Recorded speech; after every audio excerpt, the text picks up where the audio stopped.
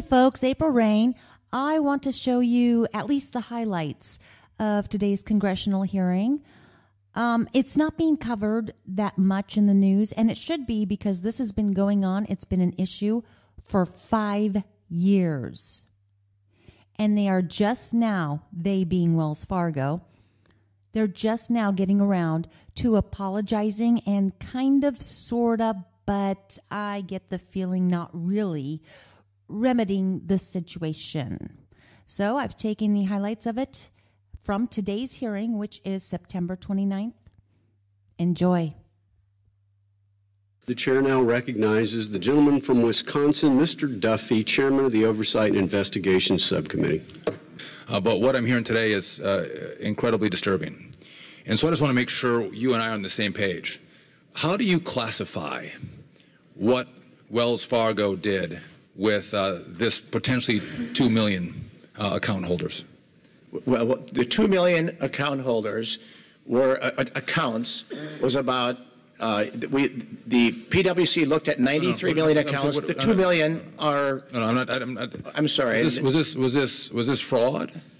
Was this just an HR problem? Was this theft? How do you see this? Yeah, the 2 million accounts could not be ruled out. I'm asking about the accounts. I'm asking about, well, how do you classify when you took $22 to $25 from whatever the number is? Maybe it's 1 million, maybe it's 2 million. How do you classify that? Well, I think it was dishonest. It broke our code of ethics, and the people who are responsible. Was it theft? Pardon me? Was it theft? Did you steal? Our people did not do what was right. That's not my question. Did you steal? I want to know if you and I are on the same page. Did Wells Fargo employees steal from 1 million to 2 million of their customers? Yes or no? In some cases, they did. They did? Yes. And so, as Wells Fargo, back to 2011, is stealing from their customers, and by the way, banking is based on trust. Correct. Right? So I don't care if it's 10% or 1% or 0.5% of the people that you do business with. If you're stealing from them, in 2011, 1,000 people are fired for stealing, and what do? You don't fix the problem. And 1,000 people are fired in 2012, and you don't fix the problem. And in 2013, 1,200 people are fired, and we still have a problem. And you're stealing from people. If they were stealing from someone at the lower level, fired and fix the problem. Well, that's on day one. Well, that's what we're trying to do. In fact, No. Trying to do? We're 5 years on.